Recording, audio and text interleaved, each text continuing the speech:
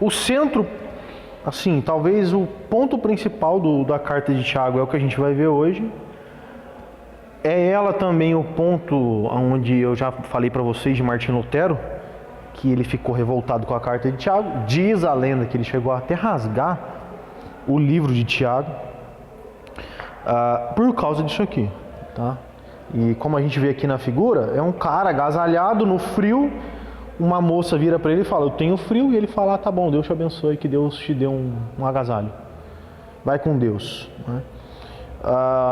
Isso aqui é o exemplo de uma fé morta, de uma fé que não tem obras. E o importante da gente entender isso daqui é que ele basicamente, como eu ensinei para vocês, sobre, quando a gente estava lá em casa, eu falei sobre o Martinho Lutero e falei sobre os 5 solas. Os 5 solas deixa bem claro, e é o que nós vemos na Bíblia, que a salvação é pela fé somente, só pela fé. O que é salvação pela fé? Eu acredito em Jesus, ponto. Mas o que mais? Nada. E isso, ele é muito, muito claro, muito evidente e indiscutível no ladrão da cruz. O ladrão da cruz se arrependeu na cruz. Ele foi penalizado com pena de morte também. Não foi tão cruel quanto Jesus, nem perto, mas foi. E na cruz ele se arrependeu, reconheceu que Jesus era Deus, era o Filho de Deus, virou para Jesus e falou assim: lembra de mim quando você entrar no paraíso. E Jesus vira para ele: você vai estar comigo no céu. O que ele fez na vida? Só coisa errada. Ele estava ali justamente, tanto é que ele confessa isso. Tem um cara ali blasfemando contra Jesus de um lado e ele do outro, e o cara que está blasfemando, ele vira para o cara e fala: cara, ele não tem por que estar aqui, nós fizemos coisas erradas, ele não. Então ele reconhece seus erros, provavelmente ele de fato era um ladrão, ou talvez alguém pior do que isso. O que ele fez? Creu. Não se batizou. Ele não pediu perdão para quem ele roubou. Ele não restituiu como Zaqueu as coisas que ele roubou. Ele não foi para a igreja, tá? Ele não levantou a mão lá na frente da igreja e falou: quero aceitar Jesus, chorou, nada. Ele só, quando você entrar lá, lembra de mim. Jesus falou: você vai estar lá comigo. O que ele fez? Creu. Só isso, tá? E isso é o suficiente. Isso é somente pela fé. Entretanto, todavia, porém, só que a fé como instrumento de salvação, ela é suficiente. Mas a fé, ela é o impulso que nós temos para externar o que nós cremos por dentro. E é aqui que mora o grande problema, e que eu vou explicar para vocês qual é o problema de Lutero quando ele lê isso daqui. É que ele não considera a diferença do contexto e da intenção de Paulo, que vai falar só pela fé. E Lutero olhou para Tiago e falou assim: não, Tiago está contradizendo Paulo. Tiago é louco. Tanto é que ele julga a carta de Tiago como uma carta de palha, ou seja, qualquer vento leva isso daí, não serve, não tem peso doutrinário. Mas vamos entender isso, tá? Então a gente vai estudar o que é talvez o mais conhecido e mais importante do texto de Tiago. Só que antes a gente precisa voltar e relembrar o que a gente aprendeu na aula passada, algumas coisas que a gente aprendeu na aula passada. E na última aula a gente falou sobre favoritismo pelos ricos. A gente vai ler novamente o texto para a gente relembrar algumas coisas que são bem importantes para a gente continuar. Então, do 1 ao 13, Tiago vai falar isso daí. Então eu vou lendo aí e vou tentar explicar para vocês algumas coisas importantes que a gente tem no texto, tá? Do 1 ao 4, meus irmãos, como crentes em nosso glorioso Senhor Jesus Cristo, não façam diferença entre as pessoas, tratando-as com parcialidade.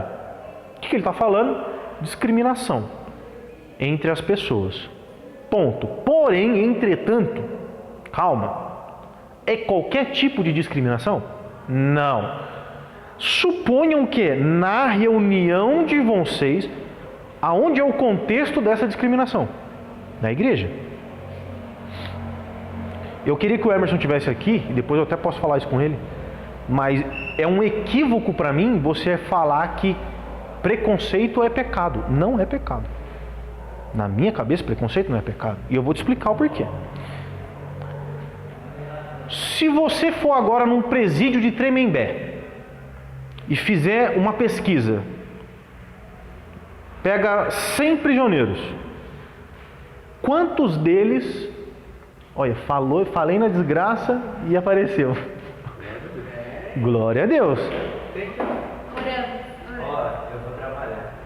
Então, já estou pensando no Beirute que você vai pagar depois. Mas a gente já está aqui maquinando como é que a gente vai extorquir você. Mas senta aí e fica quieto. Vamos lá, presídio de Tremembé, você pegou 100 prisioneiros. Dos 100, Lucas, quantos você acha que escuta Iron Maiden? Calma. Quantos você acha que escuta MC Rolê de Poço? Você percebe que o funk me gera um preconceito? O funk ele me gera um certo tipo de preconceito, não gera? Você fala assim, mano, primeiro, geralmente, não é todos, tá? Não são todos. Mas as estatísticas me mostram que a maioria dos bandidos são funkeiros. Ou seja, eu tô na rua de noite, o maluco tá com o celular no 100, escutando MC Rolê de Poço.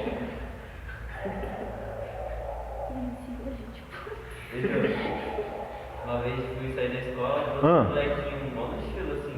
Não, um produto no estilo tipo de basquete, as coisas bonitas, as coisas que ele tava usando. O outro apareceu muito no estilo de Noia, assim, sabe tipo Noia? Noia grau nível hard. No estilo diferenciado. Com um celularzinho assim andando de bike, assim, cara, eu sou muito. Beleza. Ó, você tá na rua de noite, você vê um moleque na bike escutando funk. Esse é o primeiro cenário.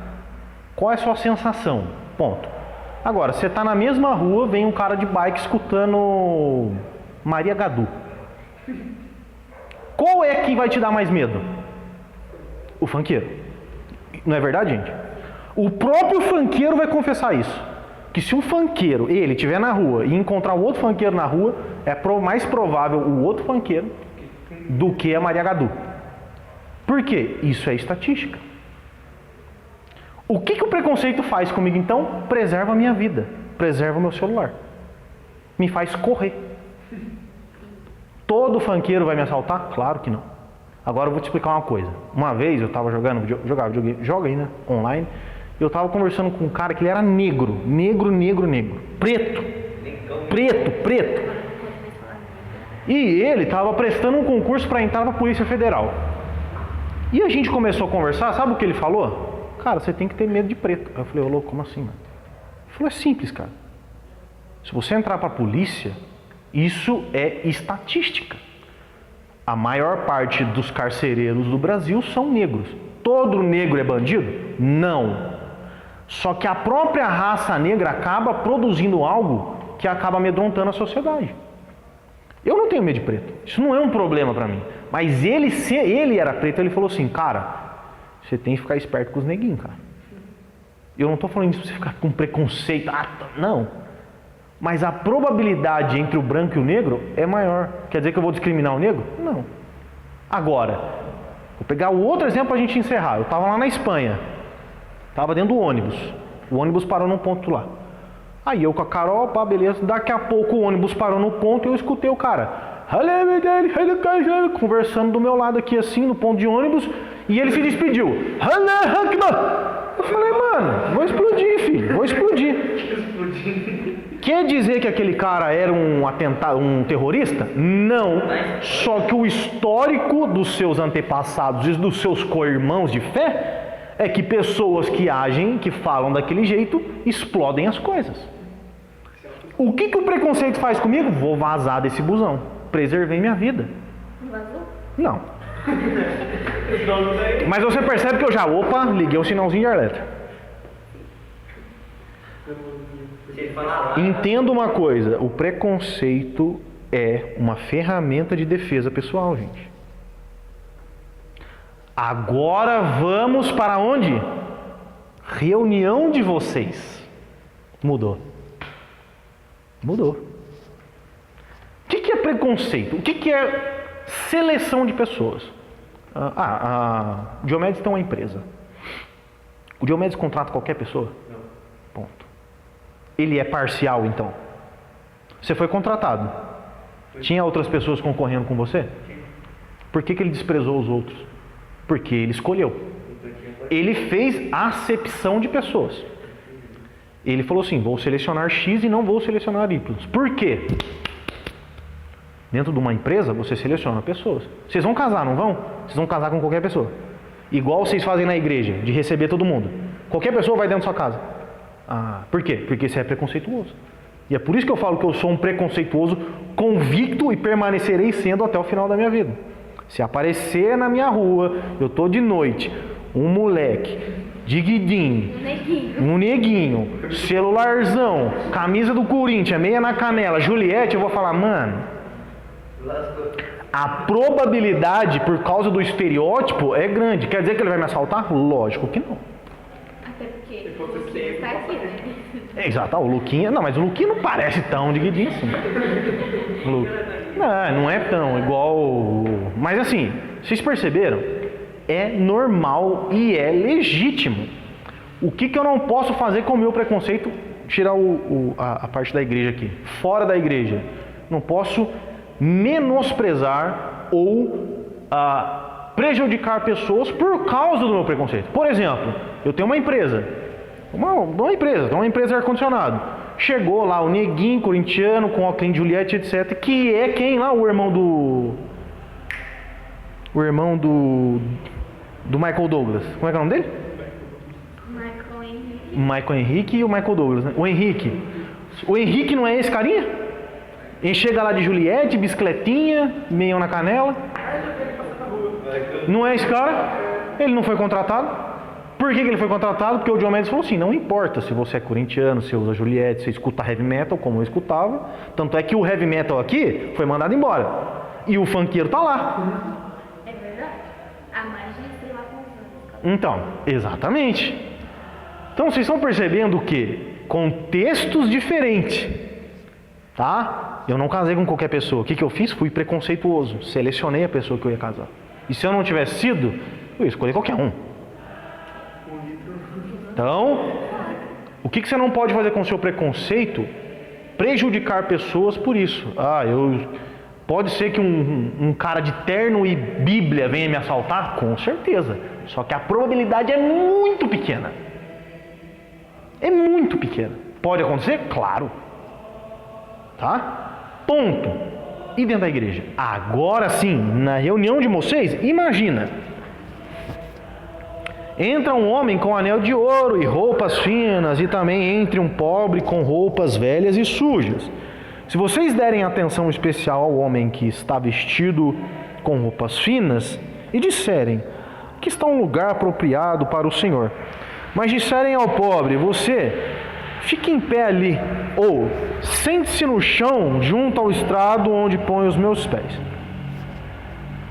não estarão fazendo discriminação ou acepção de pessoas, fazendo julgamento com critério errado? Calma. O que esses caras estão fazendo aqui, ó? Fazendo um julgamento com critério errado. Qual é o problema? Julgamento com critério errado. Na reunião de vocês, não é quem é rico que tem que ser ovacionado. Também não é quem é pobre. Não é porque o pobre está inserido aqui no texto que eu tenho, então eu tenho que tratar o pobre bem. Não, ele não está falando isso aqui. Qual é o problema deles? Vocês estão fazendo julgamento com critério errado. Qual é o critério de vocês? A roupa, o anel, a vestimenta. Quando o critério de vocês deveria ser o quê? A fé e as obras. Mudou. Mudou. O que eu quero dizer? Se o pobre não tem fé, mas não tem obra, você não serve, cara. Se o rico tem fé e tem obra, você serve. Qual é o critério, então, a gente vai entrar lá. Qual é o critério? As obras. A gente não está falando, vai começar a falar de obras. O critério aqui são as obras. Qual é o grande problema? Esses caras, eles estavam dando boas posições para os ricos, que eram exatamente aqueles que oprimiam eles. Às vezes eram até políticos, né? Que apareciam na igreja.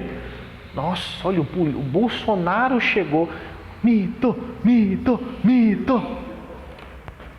Que vergonha, subiu uma ira agora no meu coração, mas tudo bem. Que isso acontece, né? Não sei se vocês sabem, mas acontece em igrejas. Aí eu botei até a tradução aqui da Almeida 21. Não estareis fazendo distinção entre vós mesmos, ou seja, olha para vocês. Vocês são pobres. Vocês mesmos são pobres e estão ovacionando os ricos.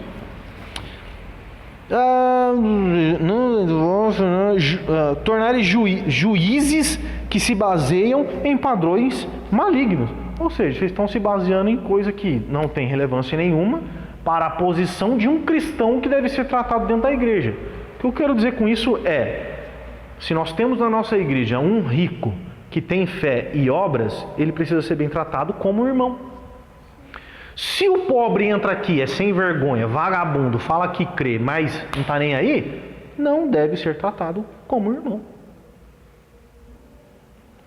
Não é a questão do dinheiro aqui, tá? Embora isso venha a ser evidente aqui, porque é o que estava acontecendo. 5 ao 7. Ouça, meus amados irmãos, não escolheu Deus os que são pobres aos olhos do mundo para serem ricos na fé? Mas vocês têm desprezado o pobre. Não são os ricos que oprimem vocês? Então ele está... detalhe, durante toda a história da igreja, a maioria dos crentes são pobres. Classe média baixa, alguns classe média alta, pouquíssimos são ricos. Crente rico, difícil achar. Tem, claro que tem. Claro, com certeza tem. Mas na história da igreja, até tem um texto, não me lembro onde eu lembro que eu li isso, mas um cara relatava que durante a história da igreja, se você for considerar, poucos homens, por exemplo, que são cristãos verdadeiros, ocuparam cargos importantíssimos na política. Eram homens de grande fortuna que tinham uma grande empresa, dono da Coca-Cola, por exemplo. Dizem que o dono da Colgate, por exemplo, é crente. Mas a grande maioria deles são pobres. E por quê? A gente leu na semana passada, lá em 1 Coríntios fala, Deus escolheu os pobres para confundir os ricos, os fracos para confundir os fortes, e os que não são para confundir os que são. A vontade de Deus é, eu geralmente escolho os pobres para mostrar para os ricos que a riqueza deles não serve. Para mostrar na cara deles a arrogância deles em me desprezar em detrimento do dinheiro que eles têm. Tá? Então, Deus não gosta de rico? Não é que ele não gosta de rico. E aqui que está o ponto-chave que vocês precisam entender, a questão de acepção de pessoas. A Bíblia fala assim, Deus não faz acepção de pessoas. Aí eu pergunto, Deus não faz acepção de pessoas? O que é não fazer acepção de pessoas? É salvar todo e qualquer tipo de pessoa. Mas não é salvar todas as pessoas. Deus salva preto, salva branco, salva japonês, salva inglês, salva brasileiro, angolano, croata, salva mulher, homem, russo, salva russo, ucraniano, salva todo tipo de pessoa sem fazer acepção do tipo de pessoa. Mas ele vai chegar uma hora e vai falar assim, aparta de mim e vai para o fogo do inferno. O que é isso? Fazer acepção de pessoa. Não é todo mundo que entra aqui. Tá? Então, Deus não faz acepção de pessoas. É verdade, Deus não faz. Ele salva toda a tribo, raça, nação e etnia. Desde o mais pobre até o mais rico ele salva. Só que não salva discriminadamente todo pobre, todo meio pobre, todo classe média. Não. E por fim, se vocês de fato obedecem à lei do reino encontrada na Escritura, que diz, ame o seu próximo como a si, estarão agindo corretamente. Então, se vocês estão amando o próximo, agem corretamente. Mas se tratam os outros com parcialidade, estarão cometendo pecado e serão condenados pela lei como transgressor. Pois bem, obedece toda a lei, mas tropeça em um só ponto, torna-se culpado de quebrá-la inteiramente. Ou seja, aquele que fala, não adultero, mas mata, é culpado de toda a lei. Se você não comete adultério, mas comete assassinato, torna-se transgressor de toda a lei. Falem e ajam como quem vai ser julgado pela lei da liberdade, porque será exercido juízo sem misericórdia sobre... Agora eu vou explicar alguns pontos aqui para vocês, são importantes. Eu já falei sobre isso.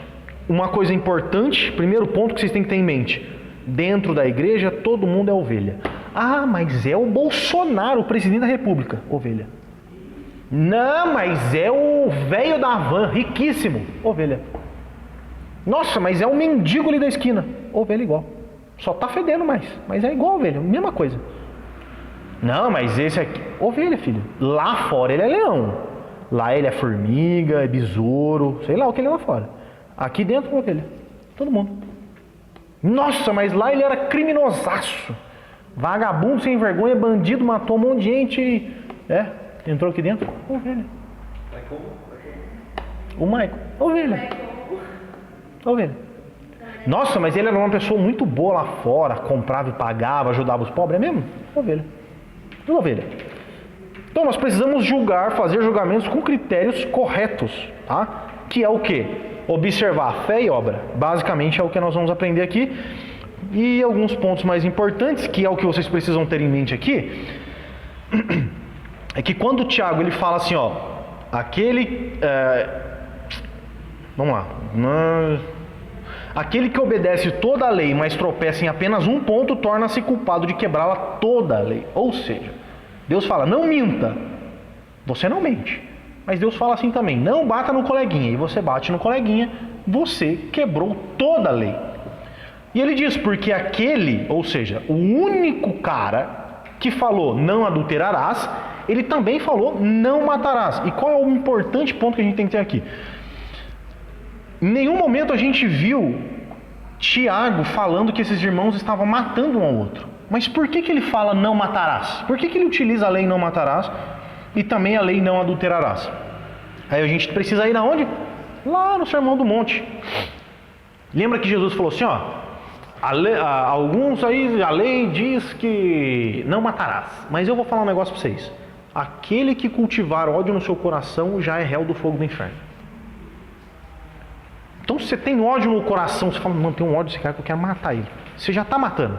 Você já descumpriu a regra do não matarás. Certo? O que ele está falando aqui? O não matarás vem para esses irmãos que estão lendo como não faça acepção de pessoas. Quando você faz acepção de pessoas, ele se equivale ao não matarás. Vocês estão excluindo pessoas, retirando. É um subpecado do não matarás. O não matarás é um pecadaço, tá? Só que existem subdivisões do pecadaço, que são pecados que são correlacionados àquele pecado mor. E vocês estão desprezando os pobres, vocês estão negligenciando a necessidade dos órfãos, das viúvas, etc. Vocês estão matando os seus irmãos. Só que daí ele fala assim, ó, ele também falou, não adulterarás. Ou seja, vocês não estão cometendo adultério. Só que vocês estão matando. Vocês estão pecando, cara. Vocês estão transgredindo toda a lei. Vocês estão falhando gravemente. E vocês precisam se converter dos seus caminhos errados. Ponto. Vamos para frente. Com isso em mente, que a gente tem que iniciar agora o verso 14 ao 26. Existia lá naqueles irmãos que estavam ali na carta de Tiago um sentimento de desprezo pelos pobres e de apreço pelos ricos. Essa atitude deles era muito estranha, pois eles, na situação mesmo que estavam, também eram pobres e eram tratados nos outros lugares como tratavam os pobres em suas reuniões. Então você imagina um cara desse aqui, que tratava os pobres, negligenciando os pobres dentro da igreja, ele ia para um outro lugar, sei lá, num fórum da igreja, na prefeitura, e lá ele era tratado como ele tratava os pobres na igreja. E ele não estava olhando para isso. Além disso, essa falta de consideração pelo pobre levou Tiago a afirmar o verso 13: porque será exercido contra vocês juízo sem misericórdia, porque vocês não estão sendo misericordiosos. Então, com isso em mente, agora a gente vai ler do 14 até o 26. Eu vou ler aqui, ó. Deixa eu ver se eu coloquei. Ah, não, eu acho que eu coloquei aqui. Não coloquei. Vamos lá. Mas eu vou ler inteiro aqui, depois a gente volta. Irmãos, que aproveito se tem se alguém disser que tem fé e não tem obras? Porventura a fé pode salvá-lo? E se o irmão ou a irmã estiverem nus e estiverem em falta de mantimento cotidiano, e algum de vós lhes disser, ide em paz, aquentai-vos e fartai-vos, e lhes não derdes as coisas necessárias para o corpo, que proveito virá daí? Assim também a fé, se não tiver as obras, é morta em si mesma. Mas dirá alguém: tu tens a fé e eu tenho as obras. Mostre-me a tua fé sem as tuas obras, e eu te mostrarei minha fé pelas minhas obras. Tu crês que há um só Deus? Olha isso, verso 19. Tu crês que há um só Deus? Faz bem, parabéns, isso é bom mesmo, hein? Também os demônios creem e estremecem. Mas ó homem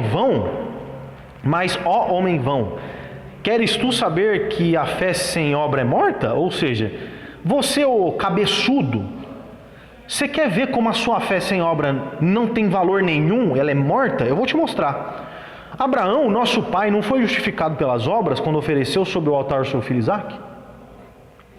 Bem vês que a fé cooperou com as suas obras, e que pelas obras a fé foi aperfeiçoada.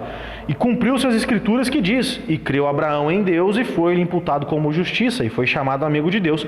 Vedes então que o homem é justificado pelas obras, e não somente pela fé. E de igual modo, Raabe, a meretriz, não foi também justificada pelas obras, quando recolheu os emissários e os despediu por outro caminho? Porque assim como o corpo sem o espírito está morto, assim também a fé sem as obras está morta. Quando Lutero leu isso aqui, ele entrou em colapso. Falou: meu Deus, retirem esse livro da Bíblia porque ele não presta. Aí a gente vai entender aqui. Calma, Lutero. Calma, vou explicar. Vou dar aula para Lutero agora, gente. Do 14 ao 17, nós temos aí provavelmente 3 pedaços do mesmo assunto, que são 3 divisões do mesmo assunto. Uma é do 14 ao 17, o outro, se eu não me engano, é do 18 até o 19 ou 20, e depois do 21 em diante. De que adianta, irmãos, alguém dizer que tem fé e não tem obra? Acaso a fé pode salvar? Se um irmão ou irmã estiver necessitado de roupa, de alimento, cada um de vocês... de cada dia, e um de vocês lhe disser: vá em paz, aqueça-se e alimente-se até satisfazer-se, sem porém lhe der nada, de que adianta isso? Assim também a fé por si só, se não for acompanhada de obra, está morta. Tiago está baseando todo o seu argumento num único verso, o verso 19. No verso 19 diz o seguinte: você crê que existe um só Deus? Muito bem. Você crê que existe um Deus só? Show de bola! Parabéns! Você está certo. Que bom que você acredita que só existe um Deus. Só que é o seguinte: até os demônios creem e tremem. O verso 19, este é o ponto central da discussão de Tiago. A partir do 19 é que surgem então os outros versos. Então eu vou mostrar para vocês aqui como é que funciona esse texto, tá? Rapidinho. Um dos pontos centrais que nós temos na nossa fé é: existe um só Deus, tá? Essa afirmação é central e negociável. Essa é uma doutrina, como eu já mostrei para vocês, de mão fechada. Não é doutrina de mão aberta. Não é dança no culto, teatro no culto. Não é se pode ter luzinha, laser, jogo de fumaça. Se a pregação é no começo do culto, é no final do culto. Enfim, mão aberta. Existe um único Deus, mão fechada. Mão fechada. Se alguém subir aqui em cima e falar: existem vários deuses, irmãos, vocês verão o Jonathan ele lá em cima e dar uma voadora no peito do cidadão, certamente. Isso eu falo de forma figurada, mas quem sabe não de uma forma voadora mesmo. Existe um único Deus. Não tem discussão, tá? Existe apenas um Deus. Este é o fundamento vital para a nossa fé e também da fé judaica. Com isso em mente, a gente precisa meio que interligar todos os versos que estão em volta do 19, que seria basicamente isso daqui, tá? Essa pequena figura que eu fiz aí. 14, 15, 16, 17, 18, 20, 21, 22, 23, 24, todos eles meio que se derivam da afirmativa, da discussão que está no verso 19. E eu vou explicar como isso acontece. Segundo o monstro sagrado Calvino, Tiago não está se referindo a cristãos verdadeiros somente. E aqui é que mora Tiago não está se referindo somente a pessoas que são verdadeiramente crentes, mas a qualquer pessoa que professa a fé num único Deus. Uma pergunta: vocês conhecem pessoas que acreditam num único Deus, que Deus é o Criador, que Deus é monstro sagrado? Vocês conhecem essa pessoa? Só que essas pessoas não vêm para a igreja? Conhece? Vocês conhecem, né? Alguém? Da família. É. Ou seja, na cabeça aqui que o Calvino está explicando para a gente, é que Tiago não tem em mente só colocar nesse balaio de gato, nessa discussão, os crentes verdadeiros, mas qualquer pessoa que afirma que existe um só Deus, sendo ele um crente ou um crente meia boca. Ou seja, muitos professam a fé em um único Deus, no Deus verdadeiro, mas isso não quer dizer que eles são crentes de verdade. Para deixar ainda isso mais evidente, Tiago insere no texto do verso 19, os demônios também creem. Ou seja, para Tiago não adianta confessar uma fé correta, no único Deus, não adianta falar que acredita em Jesus, não adianta se batizar, não adianta ser homem ou mulher com a teologia mais perfeita possível. Na verdade, nenhum homem que pisou na terra, exceto Jesus, tem uma teologia tão perfeita quanto o próprio Satanás. Certamente, o melhor professor de teologia que nós poderíamos ter, exceto Jesus, é o próprio Satanás.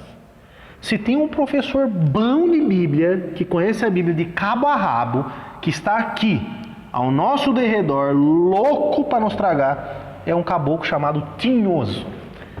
Pensa num cara que manja de Deus, e que se ele estivesse aqui no meu lugar, ele ia dar aula para mim, ele ia dar aula para Calvino, ia dar aula para Lutero, ia dar aula para Michael, ia dar aula... Gente, cala a boca, que agora eu sou o professor de Deus. Isso é o capeta. Monstro sagrado da teologia. E é por isso que ele está deixando bem claro.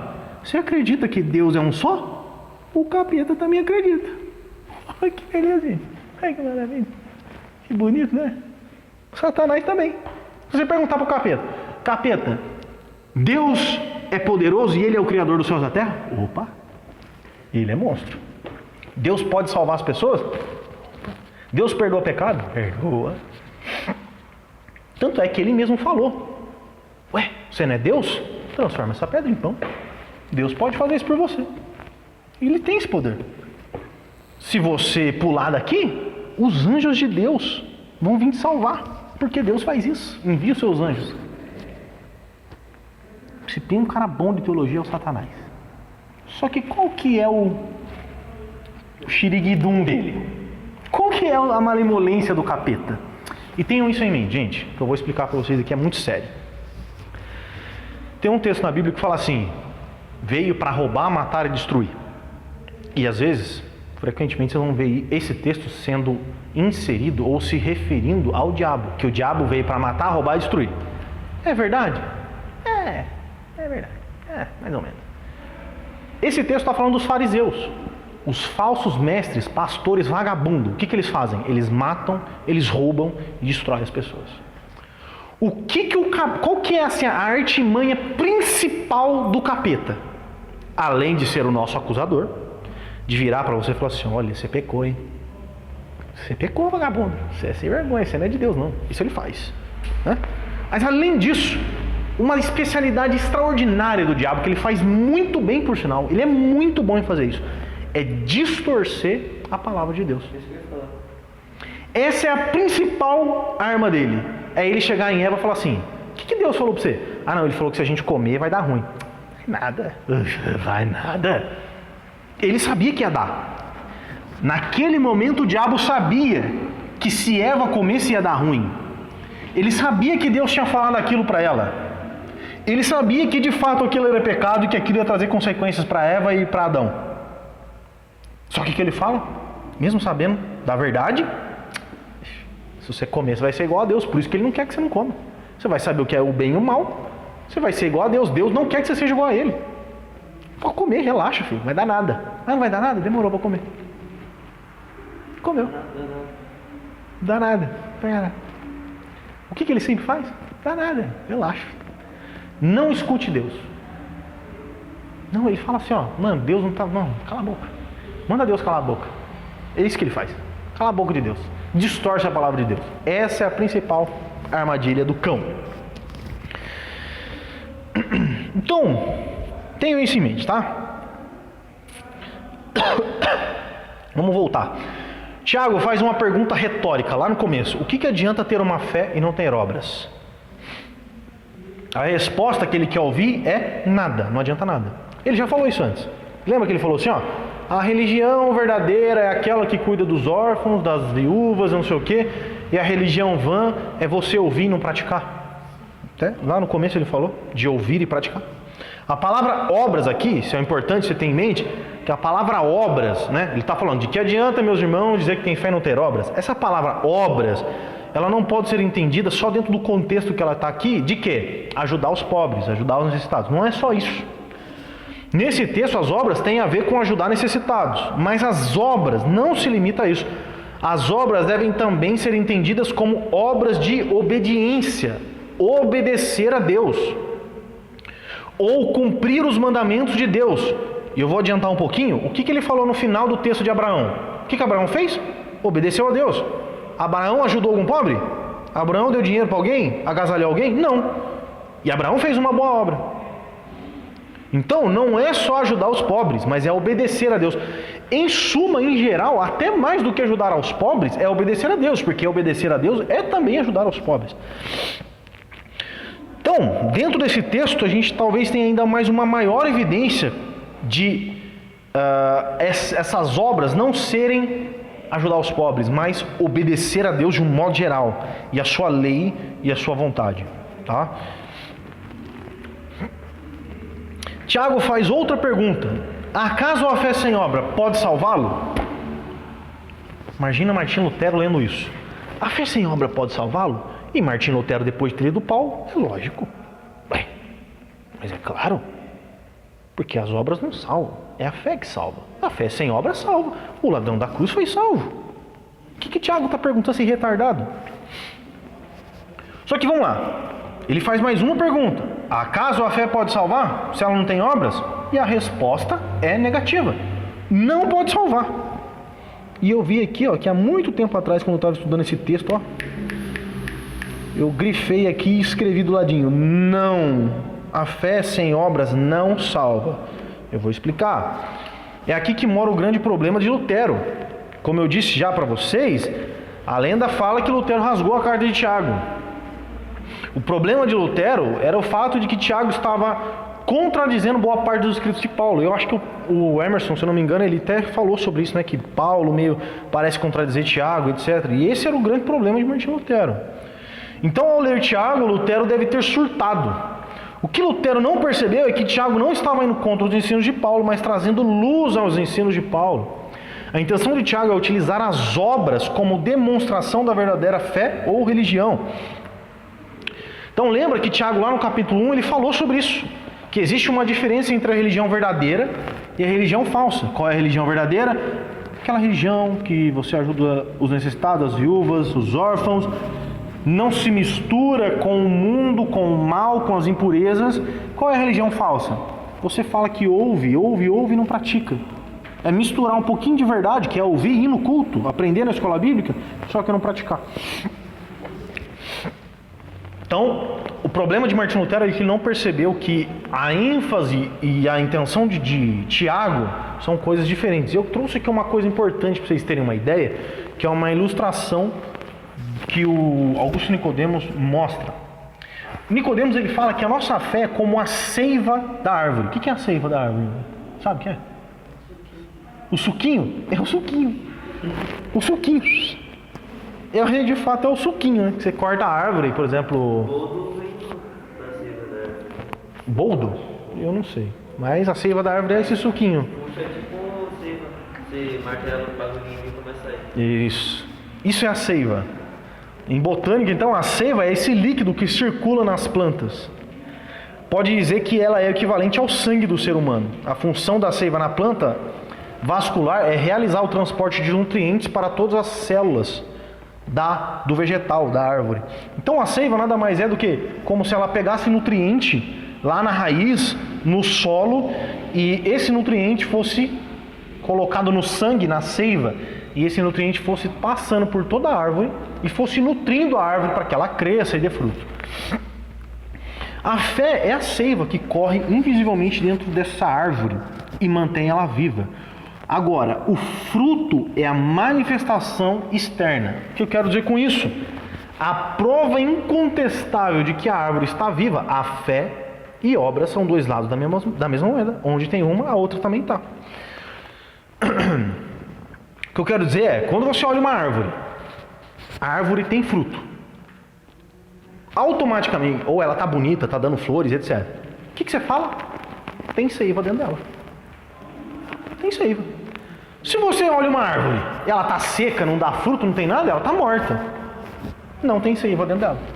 O que eu quero dizer com isso? Quando você olha uma árvore e vê os frutos, existe algo dentro dela. Se você olha e não vê, provavelmente ela está morta. Como é com a gente? Quando você olha externamente a Júlia e vê as obras, os frutos, tem alguma coisa dentro dela. Se ela não mostra nada, não tem seiva dentro dela. Ou seja, não há fé. Então a gente precisa... Essa correlação foi bem interessante que ele fez aqui. Porque Jesus tem que amaldiçoar árvore para ela dar fruto, né? Exatamente, a gente vai até falar sobre isso. Jesus fala, árvore que não dá fruto, eu arranco fora. A figueira. Jesus chegou na figueira, viu que não tinha figo, estava seco. Ele falou, mano, a figueira tinha muitas folhas. De longe você fala, nossa, que figueirona, hein? Mano, deve ter muito figo. Só que não dava fruto. Não tinha fruto. O que ele falou? Seca essa porcaria, não serve para nada. O que os pregadores de expressões que só fazem por ele? Isso. Mas vamos lá. Vamos entrar na parte central. No verso 18, ele fala, alguém vai falar, você tem fé e eu tenho as obras. Mostre-me a sua fé sem as obras e eu mostrarei minha fé pelas obras. Ó, muitos, aqui é um problema, gente. Isso aqui provavelmente vocês já ouviram. Muitos caem num engano, e eu botei aqui. Vocês conhecem São Francisco de Assis? O nome do hospital aqui é São Francisco de Assis. Mas tem relação com o Machado de Assis? Tem, eu vou explicar rapidão. Muitos caem no engano de pegar esse texto, que é mostre-me sua fé sem obras, eu vou mostrar minha fé pelas obras. Pega esse engano e afirma a frase de São Francisco de Assis. E ele dizia, pregue o evangelho em todo o tempo, se necessário use palavras. A intenção de Francisco de Assis é mostrar que o testemunho ou as obras que nós fazemos tem um poder muito grande de convencimento, de chamar atenção para si, como uma pessoa boa e possivelmente de Deus. Então, o que eles falam? Você não precisa pregar. Seja uma boa pessoa. Seja uma pessoa de bom testemunho. Dê frutos. Você não vai nem precisar falar de Jesus. Você vai pregar com as suas atitudes. Isso é um engano. Isso é errado. Essa frase, ela tem um fundo de verdade. É verdade. Você pode demonstrar Deus. Você pode demonstrar sua fé através das suas obras. E é isso que nós estamos ensinando aqui. Nós estamos aprendendo.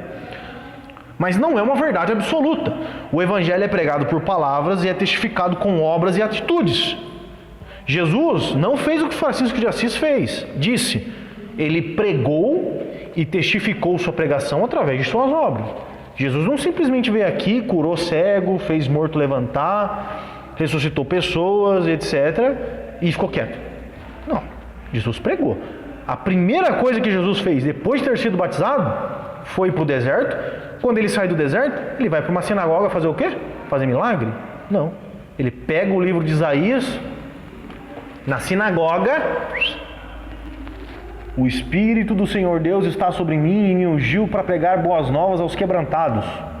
Depois que ele termina de ler o livro de Isaías, ele fecha o pergaminho, senta no banquinho e fala assim, ó, vocês ouviram o que acabaram de ouvir? Aí imagina todo mundo, não, ouvimos, claro, Isaías, um texto conhecidíssimo. Acabou de se cumprir. Os caras, você tá maluco, tio. Cara, eu até arrepiei. Imagina, meu Deus do céu, peraí. Vou até abrir no livro de Isaías aqui. Acho que é 51. 60 e pouco.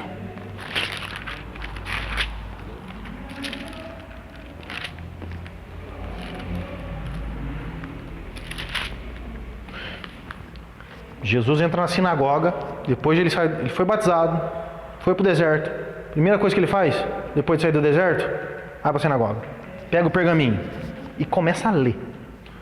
O Espírito do Senhor Jeová está sobre mim, porque o Senhor me ungiu para pregar boas novas aos quebrantados, aos mansos, enviou-me para restaurar os contritos de coração, proclamar liberdade aos cativos e abertura de prisão aos presos, a apregoar o ano aceitável do Senhor e o dia da vingança do nosso Deus, e a consolar os tristes, A ordem acerca dos tristes de Sião, que se lhes deu ornamento por cinza, óleo de gozo, de tristeza, blá blá. Ele terminou de ler isso, pegou o pergaminho e fez assim, ó. Vocês ouviram? Ouvi. Acabou de se cumprir. E o texto fala que eles ficaram assim. E aí, mano? Qual que é do bagulho, feio? Isso é Jesus. Agora, o Espírito do Senhor estava sobre mim para quê? Para pregar o Evangelho. Ah, bom. Pensei que era só para fazer as obras só. Mas beleza. Então Francisco de Assis tá moscando. Jesus não fez então isso que Francisco de Assis afirma. Tiago não está anulando a demonstração da fé. Não está anulando. Na verdade, ele nem está considerando a possibilidade de desvincular as duas coisas. Em nenhum momento você vê Tiago falando assim, ó, você não precisa pregar. Só mostra a sua fé com as obras e já tá, e as pessoas vão se converter, vão crer em Deus. Ele não está falando isso. Na verdade, nem entra em discussão. Então pegam isoladamente uma frase tipo de coach e falam, nossa, vou mostrar minha fé com as obras, filho. Não preciso nem pregar para você. Nada a ver, cara. Nada a ver.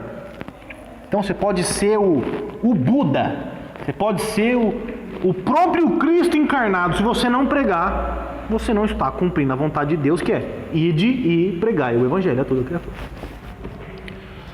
Então, beleza. Tiago jamais ia considerar a possibilidade de demonstrar a fé através das obras, sem que elas fossem também justificadas através da pregação. Claro que através das obras, as pessoas, eu já ouvi pessoas falando assim, de estar em algum lugar, no trabalho, enfim, e ser uma pessoa boa naquele ambiente, e alguém que está ali naquele ambiente chegar nessa pessoa e falar assim, você é diferente, cara. Você é crente? Eu sou crente. Claro, isso pode acontecer.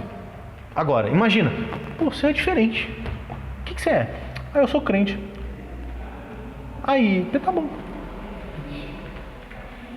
E nessa oportunidade você não fala da sua fé, você não... ele é crente, gente. Rapaziada, ele é crente aqui, é por isso que ele é show de bola. Olha oi. Alô, olha oi. Ô, gente. Dormir, velho. Pega o Evangelho.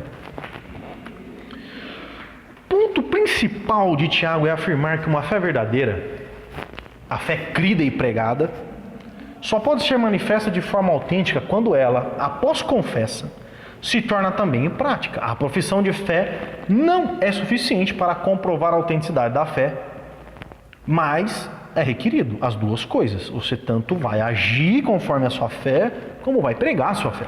Até o presente momento, eu não conheci ninguém que se converteu através das obras do pastor Michael. Pode acontecer de alguém falar assim, o Michael mudou.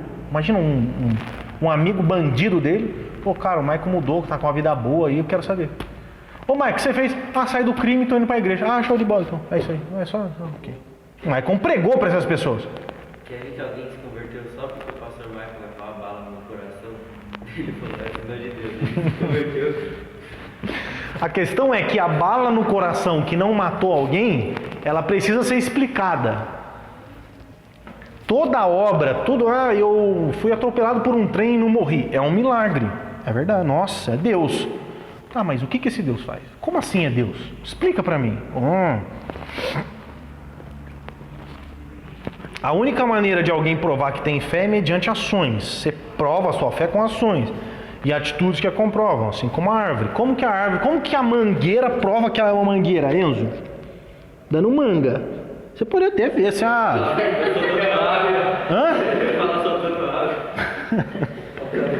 Uma goiabeira, Enzo. O que ela faz? Ela fala assim, nossa, é uma goiabeira. Ela dá goiaba. Você não vai ver goiabeira da cana. Que isso sirva para nós. Aí é isso aqui é importante, gente. Isso isso aqui eu queria falar lá na igreja, assim, no culto. Falar que crê em Deus... Não, ainda não, calma. Não. Falar que crê em Deus não é critério para ser membro de uma igreja. que isso sirva para nós como critério de membros da igreja. Se a igreja usasse esse critério no exame de pessoas que dizem ter interesse de se tornar membro, com certeza nós teríamos menos pessoas na igreja, porém teremos membros mais salvos. O que eu quero dizer com isso? Qual é o critério para eu admitir alguém na igreja?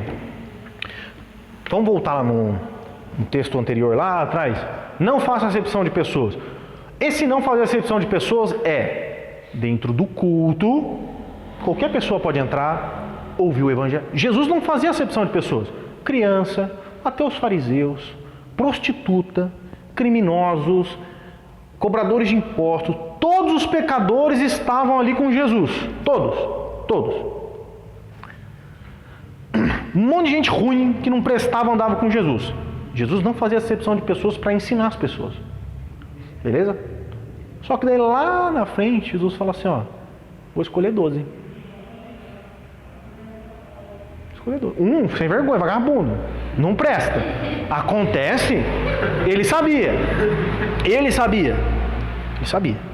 Agora, ele começou a olhar na galera ali e falou assim, ó, tem uma galera aqui que é um pouco diferenciada do resto. João, por exemplo, Tiago, Matias. Não, Paulo ainda não. Mas Paulo depois entrou. E depois Paulo lá no livro de Timóteo fala assim, ó, para ser um bispo precisa ser homem de uma mulher só, não pode ser dado ao vinho, tem que saber pregar bem a palavra. Ou seja, qualquer um pode ser pastor? Não. O que é fazer acepção de pessoas dentro do nosso contexto? Qualquer pessoa pode entrar na igreja, sentar no banco, beber água, ir no banheiro, ouvir o evangelho, aprender o evangelho e etc. Qualquer pessoa pode entrar no corpo do diaconato? Não. Qualquer pessoa pode tocar bateria, Enzo? Não. Qualquer pessoa pode pregar na igreja? Não. Então nós fazemos acepção de pessoas em uma situação e não em outra. Então, por que eu estou falando isso aqui? Como é que a gente admite... As pessoas podem entrar de qualquer jeito, fumando maconha? Pode. Você quer ser membro da igreja? Você quer participar da comunidade da igreja? Para de fumar maconha. Hã? A gente foi os caras lá na praça fumar maconha na igreja. Não, pode acontecer. Então, se a gente fizesse esse exame, fala assim, ó, só será membro da igreja pessoas que compactuam da nossa fé e que mostram essa fé através de obras. Você consegue ver as obras de uma pessoa que diz ter fé, que crê em um único Deus, em um mês? Dá para ver alguma coisa, mas é suficiente? Tem uma igreja de um irmão pastor chamado Marco Ganconato, ele é batista lá de São Paulo. Para você ser membro da igreja, é pelo menos 1 ano e meio participando dos cultos, das atividades da igreja, porque aí a igreja vai notar em você essa transformação, vai dar tempo para você manifestar os seus frutos. Porque, por exemplo, você planta laranja, vai nascer laranja amanhã? Não. Ela vai crescendo, depois a fruta. Também. Lógico. E cara, você pode ter certeza que o Maicon, ele confessaria isso aqui. Por não ter, agora vai começar a ter mais, mas por não ter alguns critérios firmados, principalmente a respeito disso aqui, cara, ele tomou muita facada nas costas. Muita facada, sim. Ele tem. O pastor Michael tem o Judas dele, com certeza. Todos nós devemos ter. Vamos... Opa. É o Davi. Pastor Michael tem um contrato com o João, que todo mundo que ele fazia as coisas juntos, largou ele. Tá aí o tio Rato. Brinco com ele todo dia. Não, mas o Hudson foi por motivos maiores, né? Tô brincando. Não foi por traição. Mas ele falou zoando. Agora, vamos entrar no 19. Vamos deixar esse bicho careca. Vamos entrar no verso 19, que é o que eu mostrei para vocês como ponto central da discussão. A pergunta é, você acredita num Deus só? Agora, nós chegamos no 19, para onde tudo aponta. Esse é o 19, junto com o verso 16. Vou ler o 16 aqui rapidão. Se algum de vós disser para vocês que está com fome, que está, enfim, e vocês dizem, ide em paz, esquenta-se, coma e faça suas necessidades para o seu corpo, que aproveito dirá. Ou seja, chegou alguém em você necessitado, estou com fome, estou com frio, etc. Você fala, eu acredito num único Deus. Tenha isso em mente. Junta essas duas coisas. A pessoa que confessa um único Deus, que é uma fé verdadeira, e que fala para o necessitado. Vai com Deus, vai se esquentar, vai comer e tá tudo certo. E não ajuda. Junto com o 19 com o 16, deixa evidente que Tiago está lidando com um crente hipócrita, ou que professa uma fé hipócrita, e nem deveria ser considerado um crente salvo. A hipocrisia é a chave desse texto. Tiago inicia o verso 19 utilizando aquela fundamental doutrina cristã de que existe um único Deus. Ele pergunta, você acredita que existe um só Deus? Claro, então, que Tiago deduz que a resposta daqueles irmãos era sim, acreditamos que existe um só Deus. Então ele continua, muito bem. Ou seja, que bom que você crê que existe um Deus só. Ótimo, Tiago elogia, parabéns, show de bola, maravilhoso. Você acredita num Deus só. Tiago não está então anulando a importância de uma boa teologia, de uma boa profissão de fé. Ele deixa claro para a gente que fazemos bem em crer que existe um único Deus. Ou seja, é bom ter uma boa doutrina. Show de bola, maravilhoso. Toppen. Tá? Maravilhoso. Só que ele faz um contraste. Tiago faz o contraste entre o fazer bem, que é crer em um único Deus, com os demônios também creem. Perceba que para Tiago acreditar em Deus, em um só Deus, é fazer o que o próprio capeta faz.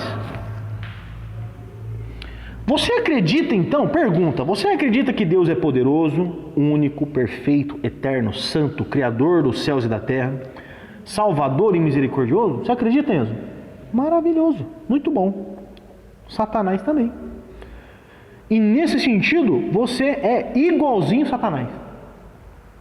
Assim como o diabo crê que existe um Deus só, você também crê. Ou seja, nós somos semelhantes ao diabo. Só que tem um detalhe. O capeta, ele sabe disso mais do que nós. Ele acredita às vezes mais do que nós que existe um único Deus. Ele não titubeia. Em algum momento você já se perguntou, mano, existe um Deus só? Ou existe Deus? Você já duvidou da sua fé em algum momento? Pra caramba. Já, né? Então, show. Eu sou inteligente. Automaticamente já é dúvida. Já dá uma bugada. Já dá uma bugada legal. A questão é que o diabo ele tem mais fé do que a gente. Ele crê num único Deus mais do que nós. Se pelo simples fato de ele ter visto o próprio Deus na cara dele. Ele nunca duvidou que existe Deus. Nossa, não tinha como não, né? Ele nunca duvidou que Deus é Salvador, poderoso, Criador dos céus e da terra. Em momento algum passou a dúvida na cabeça do capeta de que Deus era mentiroso. Ele sempre acreditou. Deus fala a verdade. Nesse sentido, nós nos parecemos com o diabo em crer que existe um único Deus. Só que ele tem uma vantagem. Ele nunca teve crise teológica. Ele nunca duvidou de Deus. Então ele acredita que existe um único Deus, talvez com uma intensidade e com uma veracidade maior do que a minha e que a sua. O que isso quer dizer? Quer dizer que se você crê em Deus e não obedece, faz exatamente o que o diabo faz. Parabéns. A fé em um único Deus, sem acompanhar obras, é a mesma fé que os hipócritas compartilham com Satanás. Uma pessoa que diz que crê em Deus, que acredita em Deus, que vai na igreja, que Deus é bom, Deus é maravilhoso, Deus é isso, e não produz boas obras, é exatamente igual ao diabo. Por quê? O diabo crê em Deus, crê que Deus é maravilhoso, que Ele é santo, que Ele é justo, que Ele é Deus amoroso, tudo isso, só que o diabo não faz boas obras. Ele mente, ele destrói, ele perverte, é isso que ele faz. Ou seja, ser crente, falar que Deus existe, que Deus é top e não produzir obras, é exatamente o mesmo que o diabo faz.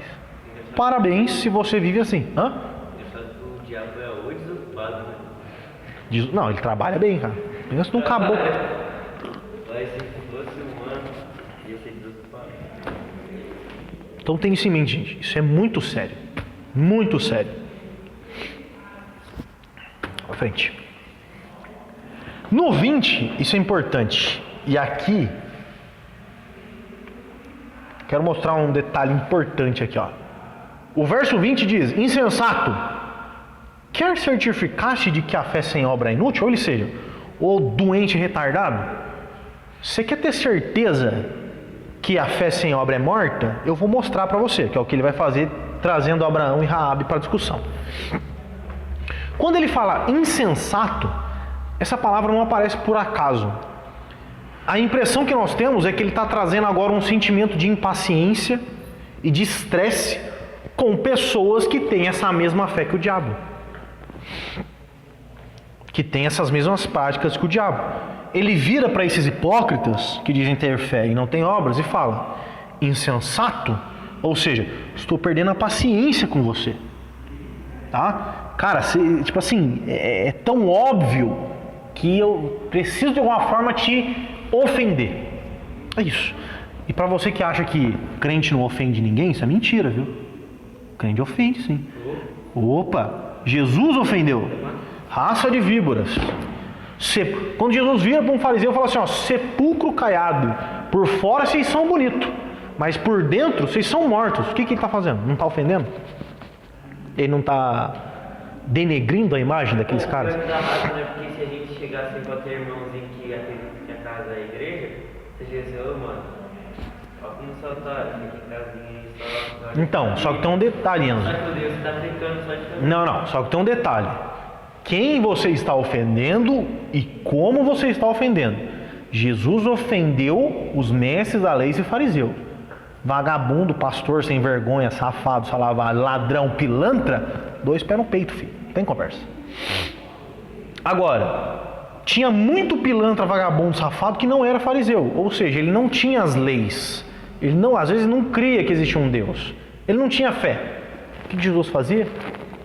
Seus pecados estão perdoados. Você crê em mim? Você arrependeu? O tratamento vai de hierarquia. Por exemplo, eu não tenho boi com político. É vagabundo, safado? Para mim é cadeira elétrica, morre. Ah, eu roubei 10 centavos só, não interessa, morre. Cadeira elétrica, vai pro capeta. Que nem o ladrão da cruz. Antes de apertar o botãozinho para dar choque, você quer acreditar em Jesus? Jesus é Salvador, você arrependeu dos seus pecados? Beleza, tchau. Me mata. É assim, cara. Então você tem situações de pessoas e atitudes dessas pessoas que fazem Jesus liberar ofensas, liberar críticas. Então uma coisa é eu pegar uma pessoa simples, humilde, que não tem instrução. É uma coisa, por exemplo, você é um físico, você é um doutor em física, e daqui a pouco você está lá numa mesa de discussão sobre física e alguém fala assim, ó, não, 2 corpos podem sim habitar o mesmo espaço. Você vai falar, mano, ô retardado, aí você está me tirando. Você é matemático. Aí o cara vai lá, você está discutindo com outros matemáticos cabeça e aparece um... Matemático não, vamos supor que você é um geógrafo. Você é um cara que manja geografia, ou enfim, da Terra. Você está discutindo, aí você é um cara que manja muito. Aí o caboclo, você está ali na mesa, discutindo com pessoas graduadas nessa área, e o caboclo vira para você e fala assim, não, a Terra é plana. Fala, mano, você é retardado, cara.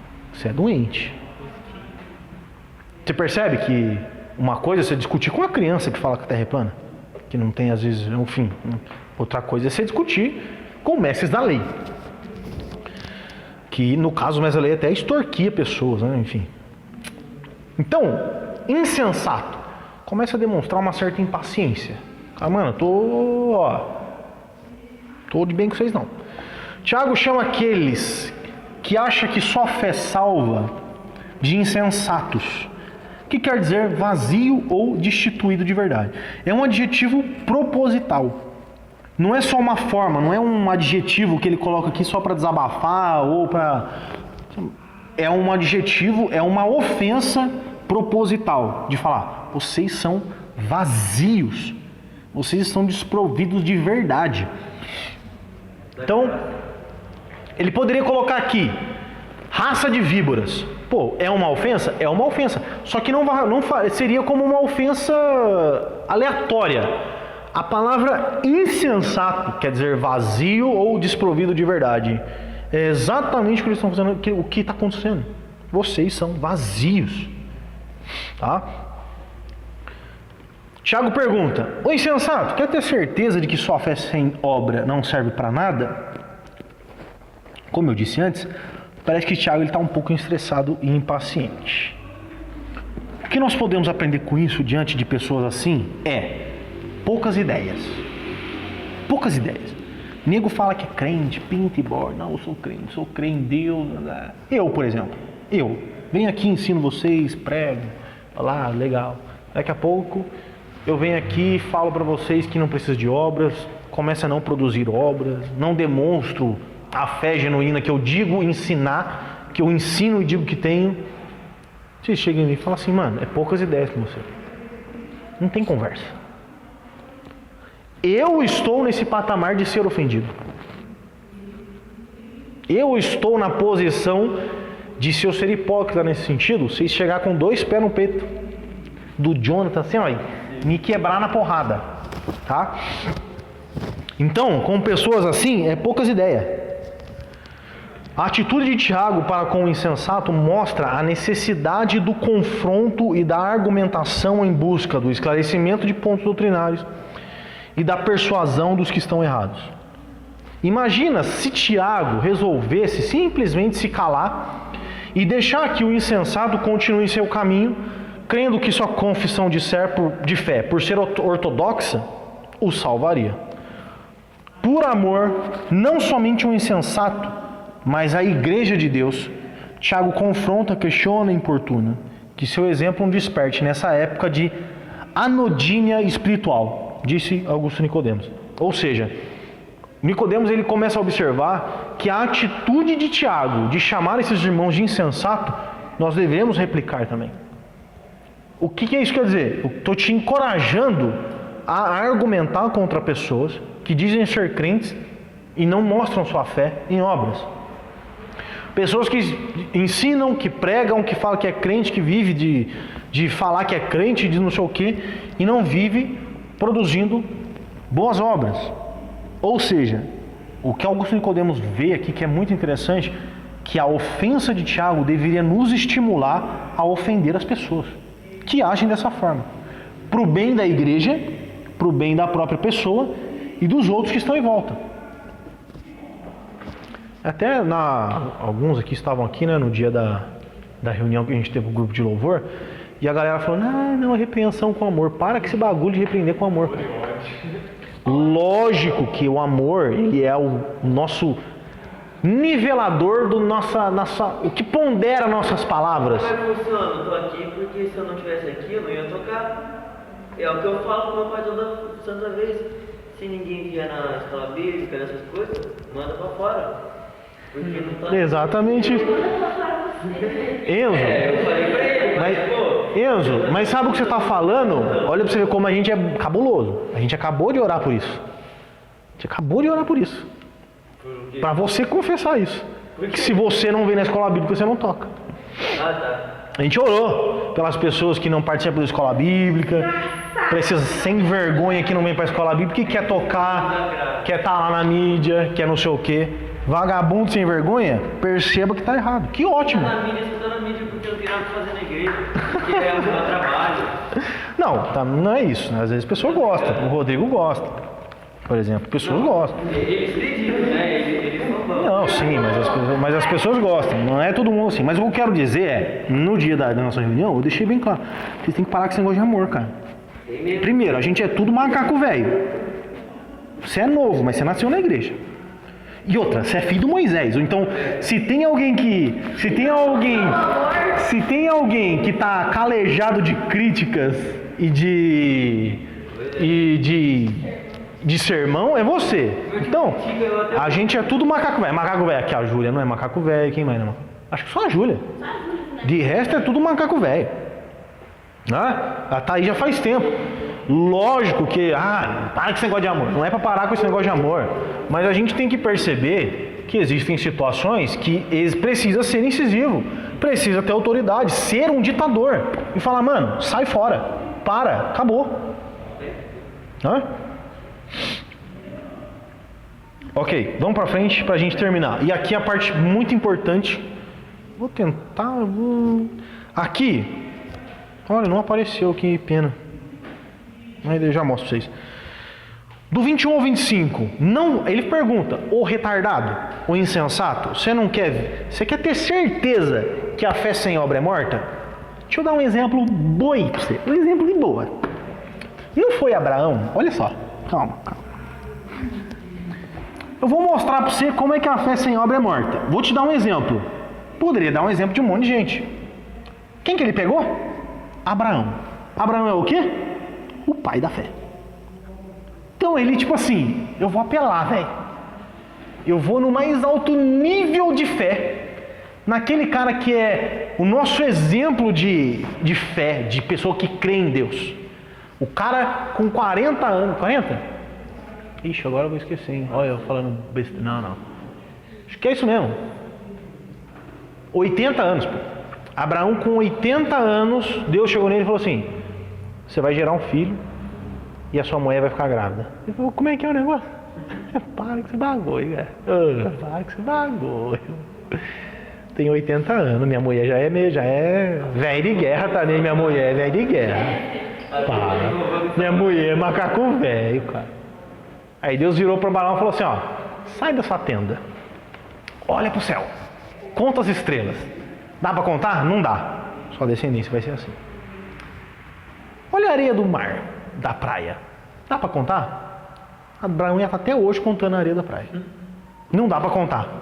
Sua descendência vai ser assim. E Abraão creu. Gente, é coisa de doente, cara. Crer num bagulho desse. Coisa de doente. Com 80 anos, a mulher. E a mulher dele dava risada. É interessante que a mulher dele ficou sabendo e começou a dar risada. Deus é louco, ai que retardado. Meu Deus do céu, cara. Ah, esse Deus de Abraão é retardado, mas beleza. Exato. Uma ideia errada. Agora, depois de 40 anos, Abraão permaneceu, Deus vai me dar um filho. Deus vai multiplicar minha descendência. Deus vai me dar uma descendência como a areia da praia, como as estrelas do céu. Isso é fé. Agora vamos ao detalhe, que Tiago, ele vai encerrar o seu argumento, ele apela para Abraão. Ele coloca o nível hard, ele fala, você não viu Abraão, nosso pai, ou seja, o nosso pai da fé, como ele é conhecido? Então ele joga aqui, ele dá um fatality. Eu tinha mudado a fonte aqui, mas eu não botei no computador, mas era a fonte do Mortal Kombat aqui. Tiago coloca Abraão no jogo e dá um fatality nesse argumento. Tiago apela para o pai da fé. E ele faz isso com maestria, mostrando o exemplo de Abraão que manifesta a sua fé naquele evento muito famoso que ele leva o seu filho. Abraão, em sua história mais conhecida, foi provado por Deus. E o Senhor pediu seu filho Isaac em sacrifício. A gente precisa, agora a gente vai entender esse problema de Tiago e a diferença que Tiago tem com Paulo. E depois a gente vai voltar. Mas olha esse negócio aqui, ó. Olha o texto. Não foi Abraão, nosso antepassado ou nosso pai, justificado por obras quando ofereceu seu filho Isaac sobre o altar? O que ele está falando? Abraão foi justificado pelas obras. Você pode ver que tanto a fé como as obras estavam andando juntas, e a fé foi aperfeiçoada pelas obras. Cumpriu-se assim a escritura que diz, Abraão creu em Deus, e isso lhe foi acreditado como justiça. Olha só, lá no começo ele está falando assim, ó, ele foi justificado pelas obras. E depois ele fala, Abraão creu em Deus, e isso lhe foi acreditado como justiça. Veja que uma pessoa é justificada por obras e não apenas pela fé. Caso semelhante ao de Raabe, etc. Deixa eu explicar para vocês qual é o problema de Tiago e Paulo. Em Romanos 4:2, Paulo escreve, se de fato Abraão foi justificado pelas obras, ele tem do que se gloriar, mas não diante de Deus.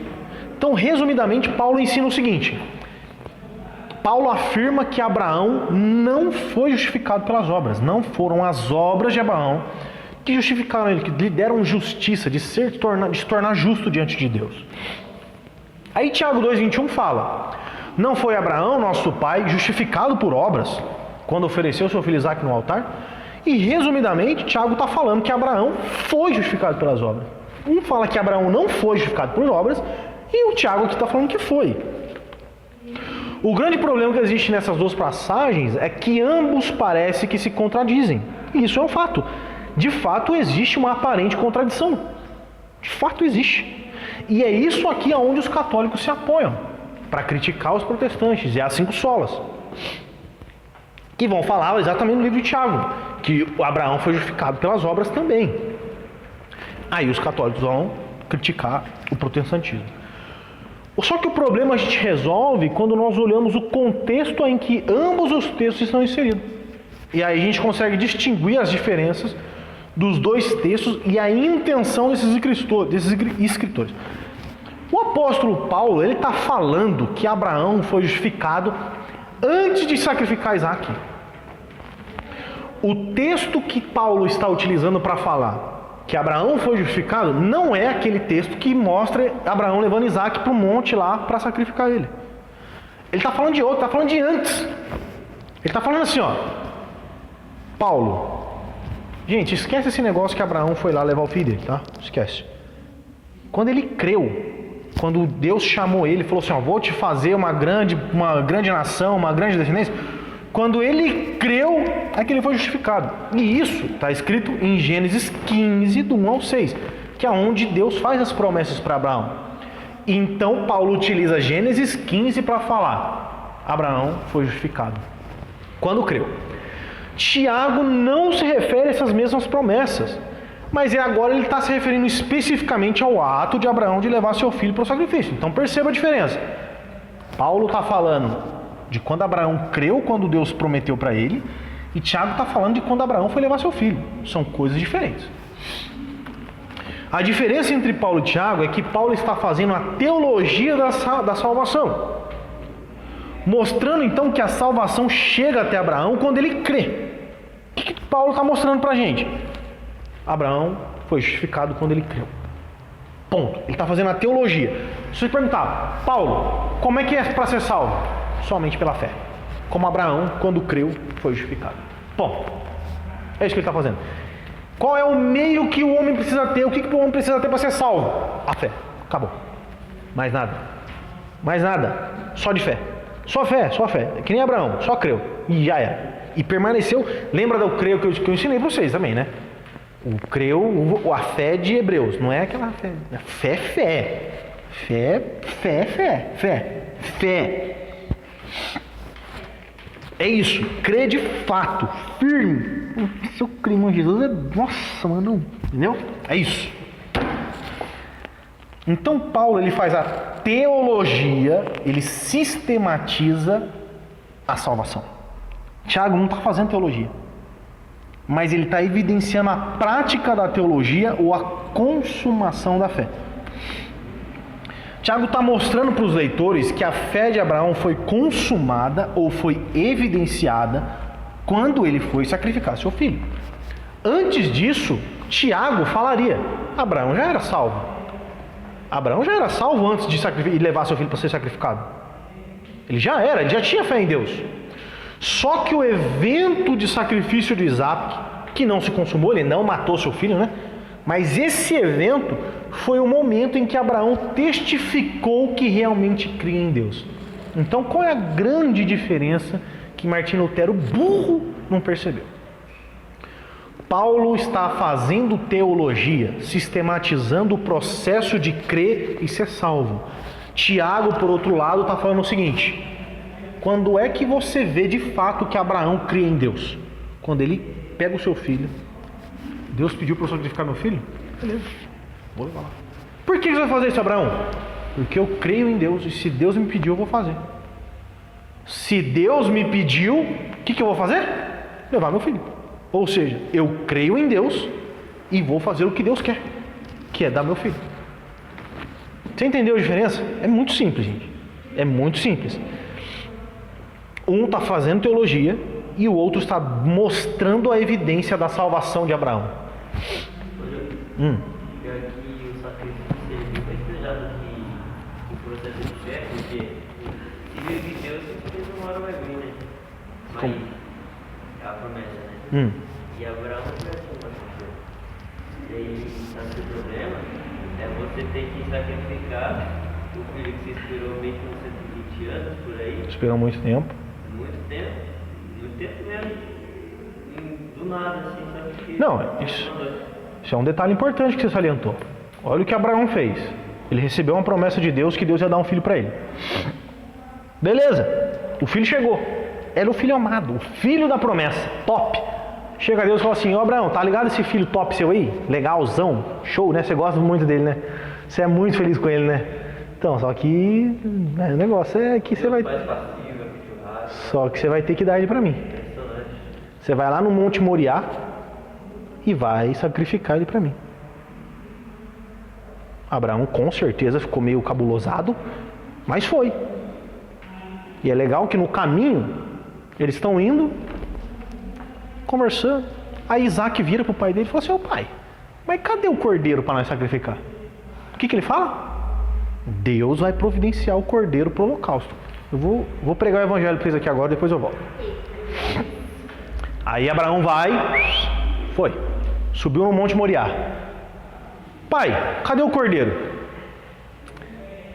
Então, filho, tá, pegadinha do malandro. Você é o cordeiro, você que vai ser sacrificado. Sabe o que Isaac fez? Bora.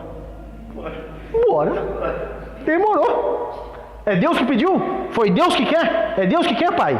É Deus que pediu. É Deus que pediu? Bora. Bota eu aí na pedra e senta a marreta em mim. Agora, vai, bora. A disposição de Isaac de ser sacrificado. Tem isso em mente. Abraão vai lá, ergue o cutelo. A hora que ele vai dar na cabeça do moleque, Deus, para, tava zoando, pô. Eu tava só, com a câmera ali, pô. Olha lá, velho. Olha ali atrás da câmera. Cara, eu achei. E Deus aqui, ó, eu achei que você ia mesmo. Mano do céu, você quase me matou do coração. Mas Abraão, eu fiz essa pegadinha para provar sua fé, que você de fato crê em mim. E eu vi que realmente você crê em mim, cara. Mas relaxa. Eu não falei que ia providenciar o cordeiro? Vou providenciar. E do nada surge um cordeiro. De verdade, um animal. Abraão pega o cordeiro e dá na cabeça do cordeiro, sacrifica o cordeiro, todo mundo feliz, vamos embora para casa de Netflix. Beleza? No Novo Testamento, um pai pegou o seu filho e falou assim: preciso sacrificar você. Eu preciso pegar você e dar uma marretada na sua cabeça. Sabe o que o filho fez? Bora. Demorou. Essa é a sua vontade? É isso que você quer? É nóis. Vai me botar no madeiro? Vai me crucificar? É show, demorou. É nóis. Bora. E quem é que providenciou o cordeiro para o holocausto? Jesus Cristo, o próprio Deus. Abraão e Isaac é uma sombra de Jesus Cristo sendo sacrificado no monte, onde Deus pega a marreta e só que ali dá mesmo. Matos. Depois ressuscita. Ô Jô, tem uma história grega, né, que é que isso, só que o cara, ao invés de sacrifício, ele faz uma jantinha do filho pro Deus, né? Eu não conheço. Tanto que ele é uma das piores maldições que Deus faz, né? Eu vou mandar pra vocês depois uma música. Vocês conhecem Samuel Mariano? Já ouviu falar? Tem uma música de Samuel Mariano que chama Isaac e Abraão. E ele conta essa história na música. Cara, é sensacional. Qual é a história? De Abraão indo sacrificar Isaac, e depois ele fala, no Novo Testamento, isso aconteceu de novo. Então, Isaac e Abraão é um tipo, uma sombra, né? Um trailer de Deus e Jesus Cristo. Tem altos trailers, eu vivo aqui da spoiler, né? Beleza, vamos para frente. Então você precisa considerar que Paulo é o sistematizador da teologia da fé somente. Quando você fala assim, quem é que fala que a salvação é só pela fé? Paulo. É Paulo que traz à tona para nós a forma teórica de como a fé salva o homem. A teoria é isso. Tiago, por outro lado, é quem traz à tona a evidência da teoria e da teologia. Paulo fala assim, a salvação é pela fé. E Tiago, é verdade, gente, a salvação é pela fé. Como é que você faz para saber que alguém é salvo? Olha as obras dele. Agora vamos voltar lá em Abraão e Raabe. Abraão, volta. Vamos, filho. Deixa eu ver aqui, olha só. Já passou, cara. Vamos terminar. Cara. Mas vamos lá. O que Abraão... Eu vou resumir, Yura. O que Abraão fez, gente? Por que ele traz Abraão à tona para mostrar para aqueles caras? Abraão é o pai da fé. Abraão é o monstro sagrado de demonstração de fé. Ele cria muito em Deus. Abraão acreditava demais em Deus. Não é verdade, gente? E os irmãos falavam, não, é verdade, Tiago. Realmente Abraão é o monstro sagrado da fé. Ok. O que Abraão fez? Foi sacrificar seu filho. Obedeceu a Deus. Cumpriu a vontade de Deus. Fez o que Deus queria. Isso é Abraão. Então, o exemplo maior de fé para vocês é Abraão. É o homem que creu e foi justificado. É o homem que creu e obedeceu a Deus. E produziu obras que Deus queria. E Raabe, a mesma coisa. Josué mandou os espias lá para Canaã, lá em Jericó. E Raabe... Lembra até eu comentei com vocês esse tempo. Mano, para de fazer graça, velho. Você é louco. Não tá dando certo. Não, mas que bom que não tá dando certo, que é justamente pra você parar. Você viu que não deu certo? Então para. Raabe, os espias foram mandados lá até Jericó e Raabe acolheu aqueles caras e falou, eu até comentei esse tempo atrás com vocês. Raabe falou assim, eu ouvi falar do Deus de vocês. Esse Deus aí que ganha a guerra, que faz os abrir o mar, não é? Eu creio nesse Deus aí, mano. Eu creio nesse Deus cabuloso de vocês aí. Beleza? E por crer nele, eu vou ajudar vocês porque eu sei que o Deus de vocês é o Deus verdadeiro. Ou seja, ela acreditava na fama de Deus, acreditava no Deus de Israel, e por causa disso, ela demonstrou essa fé dela ajudando o povo de Israel. Provavelmente travou aqui porque tinha um... agora foi, né? Mas vai travar de novo, eu acho. Não. Então tenha isso. E no final ele vai terminar, para a gente encerrar. Assim como o corpo sem espírito está morto, ou seja, lembra? Deus criou o homem e soprou o espírito de vida nele. Sem o espírito de Deus, o homem está morto. Sem espírito, o corpo é morto. A fé sem obras é morta. A fé sem obras é morta, inútil, é vã. A fé sem obras é uma religião morta, sem serventia. A fé sem obra demonstra uma religião que não freia a língua, como a gente aprendeu, que não cuida dos necessitados, como a gente aprendeu, que não ajuda as viúvas, que não se importa com o próximo. A fé sem obras é uma extraordinária imitação do diabo. É maravilhosamente assim, ó, você olha alguém que tem fé e não tem obras, fala, nossa, é o capeta puro, igualzinho, mesma coisa, gente. Ai, maravilhoso. Você vê a imitação perfeita de uma pessoa que tem fé e não tem obra. Alguém sabe imitar? Eu sei imitar algum aqui, tipo você. Sei imitar o Lula. O que é uma fé sem obra? É uma imitação. Você fala, pois é, companheiro. É imitar o Lula. É imitar o...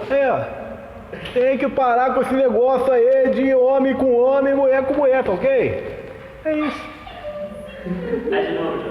É você aí, ó. É só você não matar, não roubar e não estuprar, que você não vai pra lá, acabou. É isso. Não parece? É exatamente isso. Parece um pouco, não é exatamente igual, mas parece.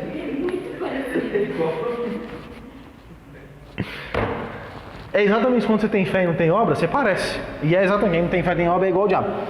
É uma imitação tão boa que até chega a confundir, dando a impressão de que a fé sem obra só tem quem é filho do cão.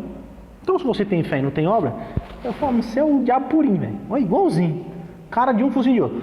A fé morta, sem obra, não é uma fé genuína em Deus. Quem crê em Deus de verdade produz boas obras. Ele ainda tem frutos podres? Pode acontecer.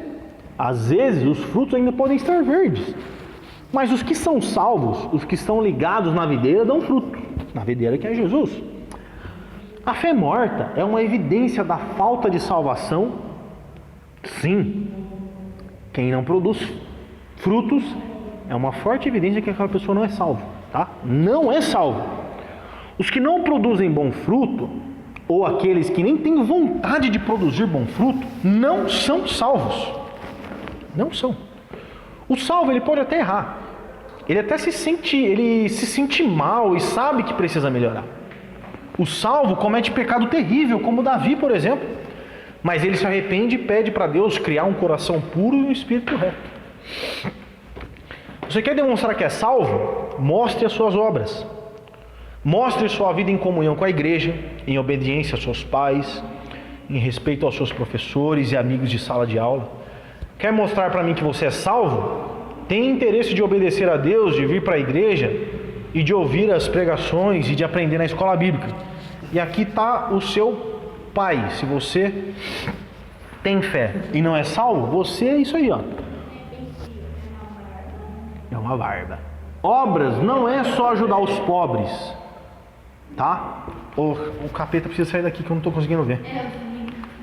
Ali. Capeta, fica aqui um pouquinho. Obras não é só ajudar o pobre. É isso também. Mas as obras, no modo geral, é obedecer a Deus e seus mandamentos. Então eu vou encerrar, ô Enzo, afirmando para você que não existe salvo que, no mínimo, tá? No mínimo, não sente vontade de servir na igreja,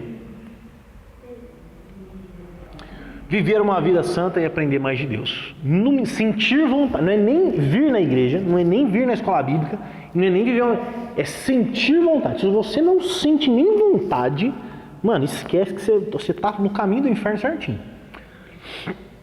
Então eu estou falando de sentir vontade de verdade, não necessariamente praticar. Por que eu estou falando isso? Eu sinto muita vontade de conhecer mais a Deus, só que eu sou vagabundo e eu sei que eu estou errado. Eu fico o dia inteiro jogando videogame, mas cara, pegar na Bíblia, dá uns... E olha que eu gosto. Eu sinto essa vontade, essa necessidade, mas eu posso falhar pra caramba, e falho muito. Mas se você não sente nem essa vontade, nem é incomodado de falar assim, mano, tem que melhorar, velho. Pô, tem que ser mais santo. Se você não sente isso, cara, o seu caminho tá, ó, ali, ó, retinho, só vai.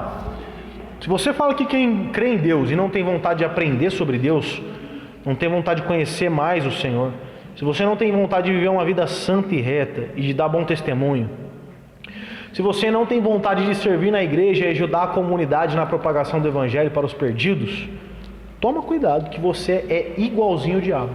Que o diabo também não sente essa vontade de ser santo, de ser melhor. Ele não sente. Ele é o cão. Tá? Então, se você não sente nem vontade e você tem essa fé morta que não produz, parabéns. Eis aqui o seu pai. Ah, que bonito, bacana. Isso é uma coisa boa. É assim, é um jeito bom de acabar a aula, né? Falando que você pode ser o filho do diabo. Olha que beleza. Olha que bacana. Olha. Exatamente. Bem lembrado. Vocês querem falar alguma coisa? Alguma... Perguntar? Dúvidas? Não? Quando você vai fazer a lanche pra nós? Quando receber. Tá certo, né? Tá gravado. Deixa eu ver se tá gravando mesmo. Deixa eu testificar.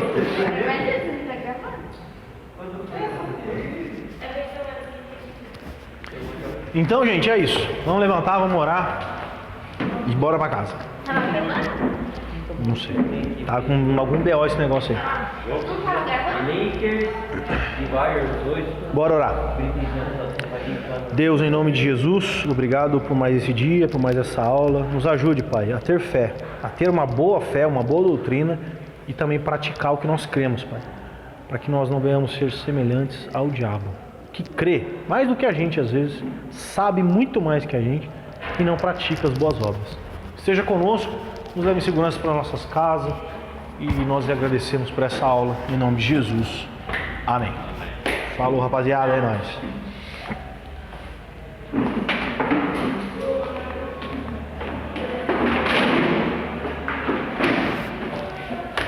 Bom. É nóis?